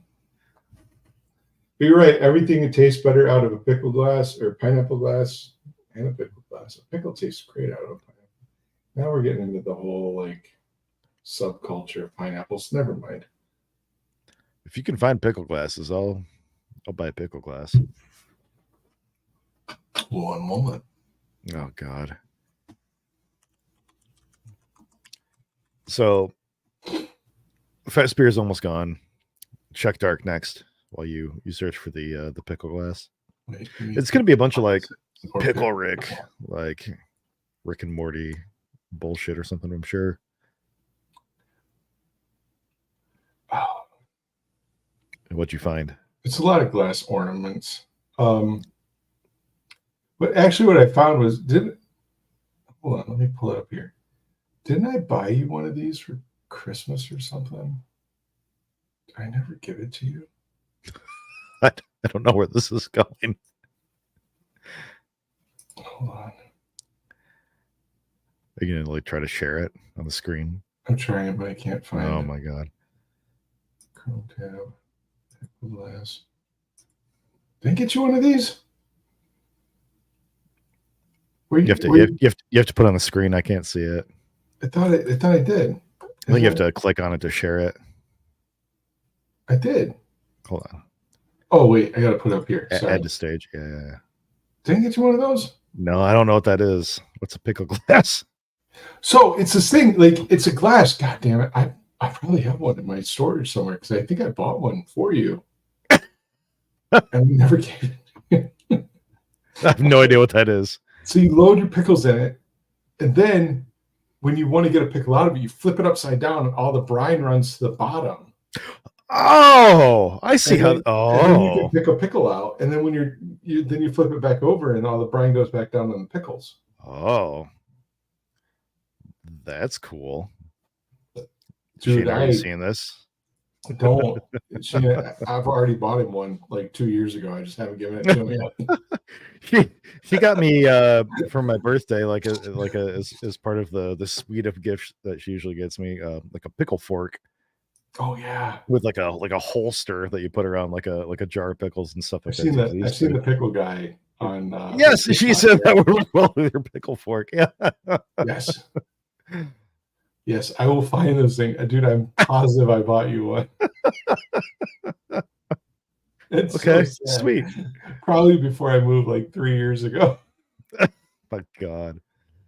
It's fine because you never wear the hairy toe croc ornament that I bought you. Fuck you, So Harry. So you haven't found that yet? wait, what? Nothing. Next beer. Did you hide a hairy toe in my house somewhere? Ah, Did you? dark Czech lager. Czech Are dark you? lager. Oh, dude, you can't do that. Oh All my right. God. Okay. Pouring this beer.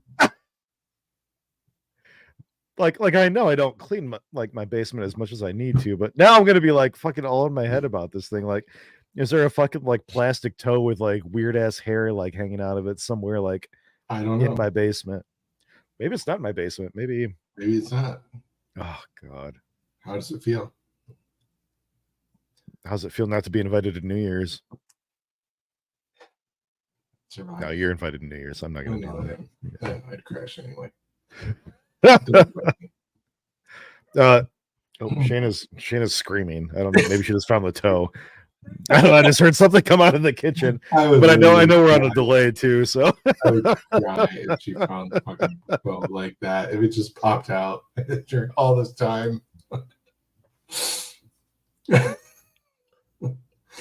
Oh,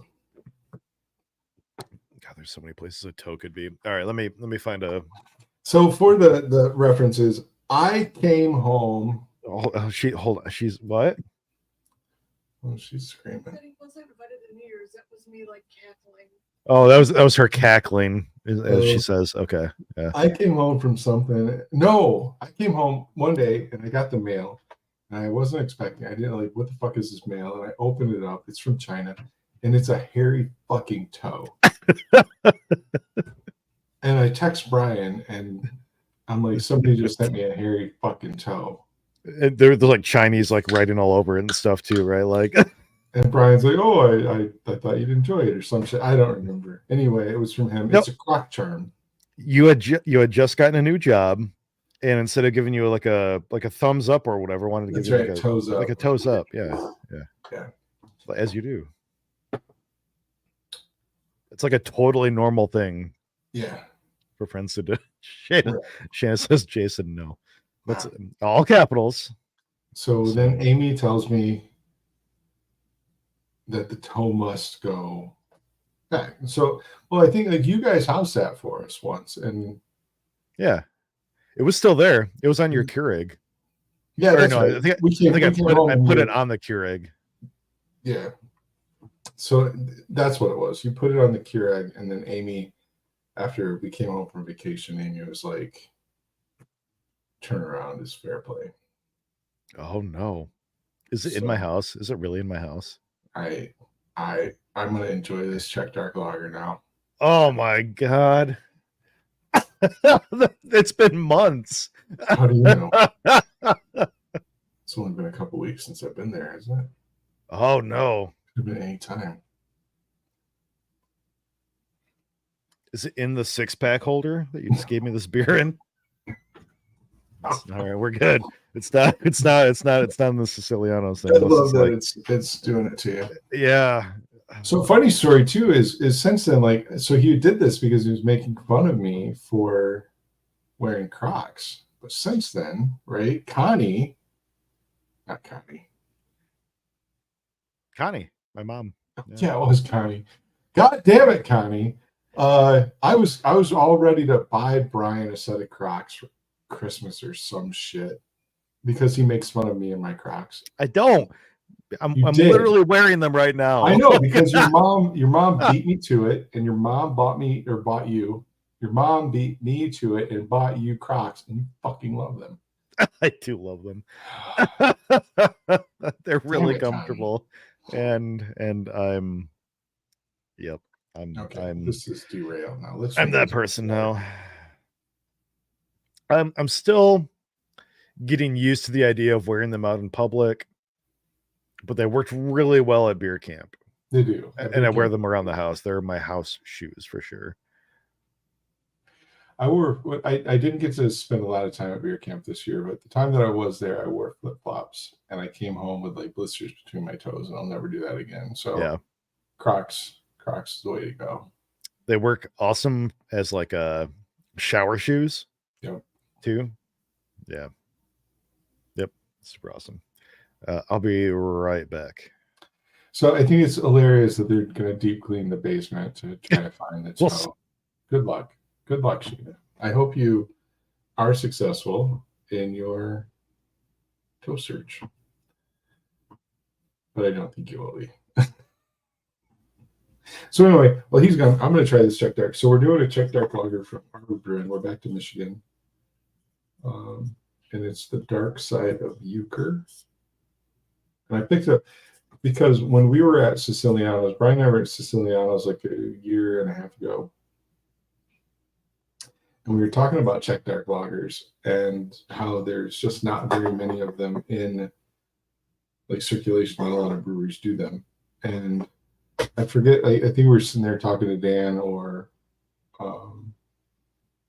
one of the other people at Siciliano's, and they literally were like, "Well, have you tried any of these?" And they had like an end cap, and there was like 3 or 4 different Czech Dark lagers. Like after I literally just got done saying, nobody makes any Czech Dark lagers. It's hard to find a craft brew option, and the dude points out a whole shelf of Czech Dark lagers. So, yeah, this one's by Arbor Brewing.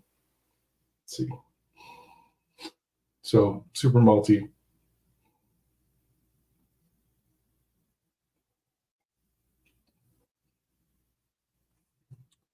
Yeah, it's really good. It's chocolatey.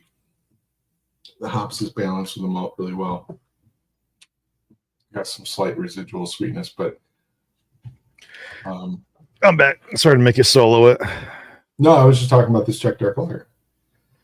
But so crushable.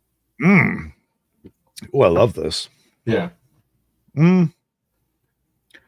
Yeah. Yeah, Shayna, you should come try some, I think.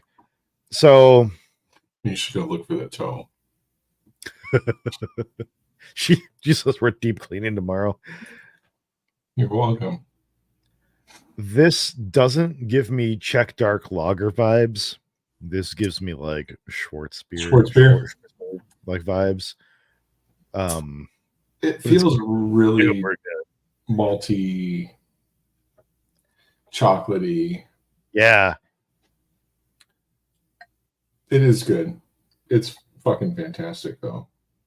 Who makes this? Arbor. Okay. Wow. I don't drink enough Arbor beer. No, I'm trying to think of like, nothing stands out.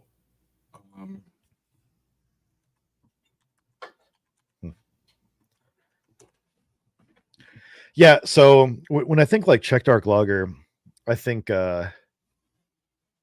like some of these notes, like not intensely like chocolatey or like roasty or like caramely or anything like that. Really, what I'm looking for is like the Sots character still coming through in the way that like it would like a black IPA, like hop character comes through. Like I want to get some of that like kind of citrusy, spicy like sauce character, like in the aroma and the flavor. And really, it's far more malty than bitter. Yeah, this is very malty. It's very malt forward, and like I said, the flavor comes out as that kind of chocolatey dark malt. No, I can see where Shayna's coming. She says it smells briny like olives, and like I almost kind of get that. I think it's like this like weird. I think the dark malts sort of have that. So one of their flagships is their Euchre Pills. So it's a bready malt backbone laced with noble German hops. And then they take, this is called Table Talk at the dark side of Euchre. So this is the dark pills take on their flagship Euchre Pills. Oh, okay, cool. I like that. The dark side of Euchre. Oh, They okay, actually credit Ted Videla, which really, yeah. Many thanks to our longtime friends Ted Videla for coming up with such a great brand concept. oh, that's cool. And Ted being a Kalamazoo guy, Yeah, that's neat. yeah. Oh, that's cool. Yeah, is it a real check dark pills? No, but is it fucking tasty and yummy and good? Fuck yeah. Yes, 100%. It goes again to that kind of like pro brewery, even craft brewery. Yeah. Yeah, honestly, the next time I'm in the mood for like a dark lager, like this will probably be a go-to for me. Okay, I'm digging This it. reminds me of Jake Downey. He had a pretty good meddling, like award-winning Schwartz a few years back. And I remember I fucking love that beer. And I remember like coercing him into giving me a keg of that for homebrew. That one big yellow truck one year, I think, right? It did, yes. Yeah, it did. yeah. Dude, it's got a super solid Schwartz beer Yep. recipe. And this kind of reminds me of that. Yeah, okay. Makes me think of Jake. So And his dad just won this year, right? This past year. I mean, I know it's coming up again, probably, right? But I didn't know that. I mean, Paul won. He won one of the keepers comps. Paul and Jake Downey, they're great. Yeah, great guys. yeah, I don't know. I mean, I know. I'm trying to think too. I really think he won either in 2022 or 23. But yeah, I don't remember what kind of beer it was. We need to get out to the hand map homebrew club meetings occasionally too. What's that club called out there in Battle Creek? freehand fermenters. Freehand fermenters. Yeah. We went once. I think myself, Tim Wicklin, Bill, maybe Brandon. I can't remember. We're out there. Yeah, so this club was founded by one of our friends, Greg Tupper. Was like one of the founding fathers of that, and I always meant to get out there to support him, but I think Greg has actually had to step away due to personal reasons, not from the club, just from like brewing in general. Right. But yeah, so I never did get a chance to make it out there. But we should do that. I don't know that they meet regularly. I think they do. I have it on my calendar. I'll have to find it. But yeah, there's a particular day of the month, like the second Tuesday of the month or something like that that they meet on. I have it on my calendar. I'm down. Yeah, Let's do I'll it. figure it out. We'll make a trip out of it with a few keepers peoples. I am struggling to find the big yellow truck winner. So. It's okay. But I know Jacob won. If Paul won, that's super cool. Yep, he did for sure. I'm almost positive. Yeah. Time to great brewers. And Jake is back in town. Well, not in town, but he works In for Michigan. New Holland now, I think, right? Yes. I do believe he came back to so he went from Hot Butcher in Illinois to Mhm. New Holland, and he's back in Michigan. Yeah, that's cool.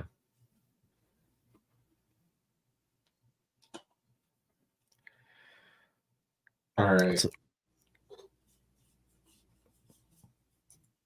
All right. I feel like it's been a while. I mean, 2 hours. We should wrap this up, but we've made it 5 out of 6, so we need to go 6 out of 6. Yeah, I agree. Does that mean we need to, pound this guy? Didn't I just have like the talk at the beginning of like the episode? Where I'm like, I'm so done. Hey, like fucking binge drinking, like every night, like anger, like rage drinking. don't weak thought. Don't. No stinking thinking. It's not rage drinking though, because I'm doing this for you. I'm your emotional support drinking buddy. Like I need an emotional support drinking buddy. I appreciate you. How much do you have left on yours? I have, It's gonna be hard to slam. yeah, I buy half the beer too. Okay. It's beautiful. Like It is. I just held this up to the screen a little bit, and I caught like a bit of the color. I'm gonna bust up my flashlight real quick. Hold on. Ooh. Oh, dude, yeah, it's got like the prettiest like red hue to it. It's very clear. It's a very pretty beer. I wonder if I can like Nice. shine it through to the camera or something. I don't know if this will work. Like, Oh, kind of. kinda. Yeah, it doesn't look that great. That's a great looking case that you have there. You like that? So Science Park is going to be tentatively open until October 20th. I saw that. And last time I needed an emotional support drinking buddy, we couldn't get into Science Park. So We met at Presidential. no offense to Jake, it's just one and the same. We'll do Science Park. Yeah, the shout out to Carved down in Indiana. They have cool cases. They do. This They one sell like a one of a kind, like wood cases. I got Jason into. Yeah. They're very pretty. Very pretty. Hold on. Let me do this. If anybody wants to support Oh Jesus! Carved with a $10 code, here it is. So I think I can read that. there you go. Figure that out. That's $10 off your order of a beautiful epoxy resin and wood case. Like this. But like one of a kind too. Like they're cool. One of one. One of one. That's what they say. I just like the honeycomb pattern. I thought that was why you got it. Yes. It was, yeah. I had it on the upside down when I was judging Michigan Mead Cup, and I met a couple like cool people. I put some names to faces there. So I met Carvin Wilson from Mazer Cup.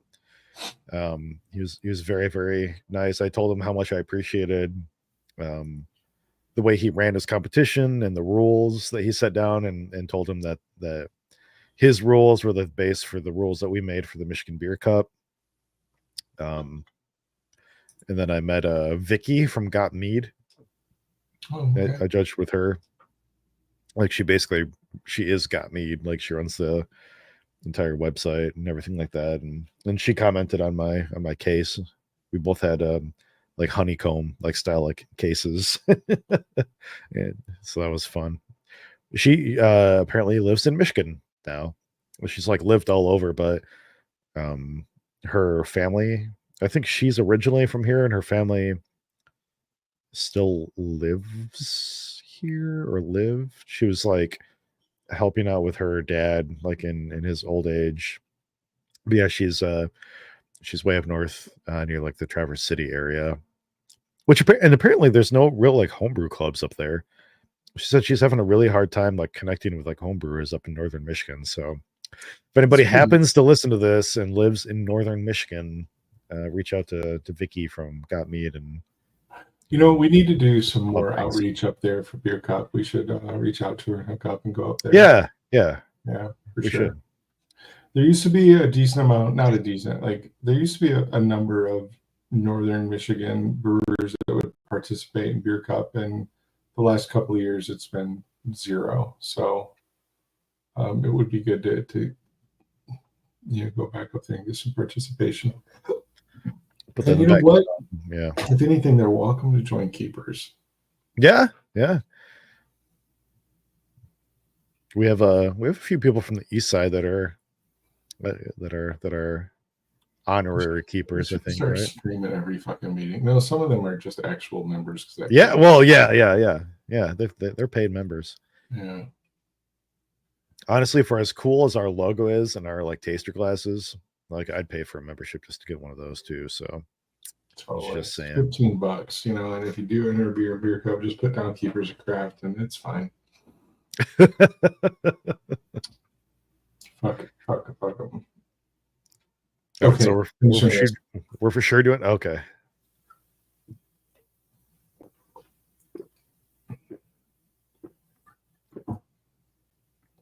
Oh God.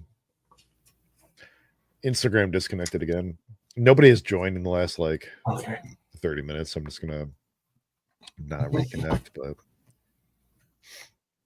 I want tomorrow, but we'll see how I feel.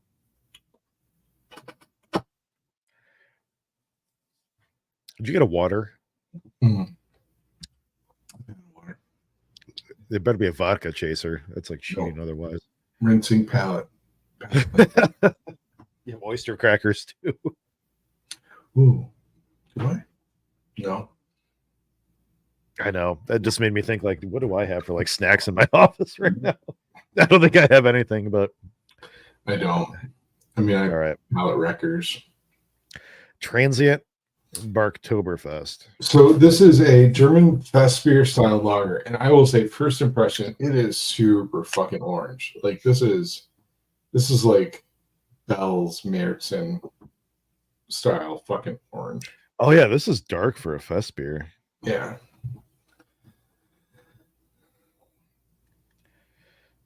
So I'm not getting the not getting the fest beer vibe off. I'm getting a Märzen.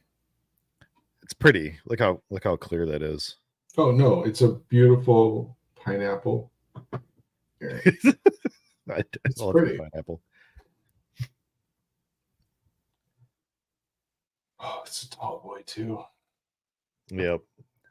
We'll be all right. So here's the thing. It's our last beer. We can end the show whenever we want now. We don't have to end the show after finishing the beer. So okay. Nice pep talk. Yeah.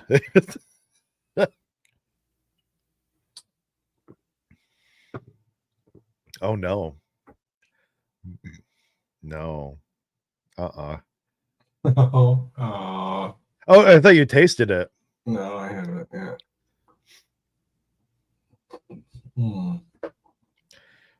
It's got like caramel malt vibes. Like it's not like super malt forward. Yeah, you want this to be more like a Munich-y, like or something like that, but this is like straight up like caramel malt for color, like sort of like flavors. It's almost got like a vegetal kind of. Yeah. Excuse me. You know, you can like there's a mute button you can click on. I've been doing that all night. Yeah. After the fact. Again, you have a child who is in need of practice, you know, so click Post. Don't include the burps. Yeah, no, it's like super cloying malty at this point. Yeah. You know, and no offense to Transient, dude. We're fucking 6 beers in. It's still it's well made. Yeah. It's still a beer that I'm gonna finish, but like it's not what I think of when I think of fest beer. No. It's It's a fucking super- gorgeous though. super malty.